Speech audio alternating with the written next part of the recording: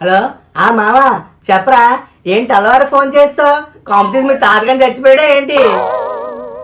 అరే నోరు మీరే మానవకం, నీకు గుడ్ న్యూస్ చెప్తాం అనుకుంటే సావు కబుర్ గురించి మాట్లాడతావేంట్రా? అయినా మా తాత చచ్చిపోతే మాకు హ్యాపీ ఏంట్రా? అది కాదు మావా, నువ్వే చెప్పావు కదరా మా తాత చచ్చిపోతే ఆస్తంతా మాకు వస్తుందని. నువ్వు మీ నాన్న వెయిటింగ్ అని చెప్పారు కదరా, మరి ఎందుకురా యాక్టింగ్?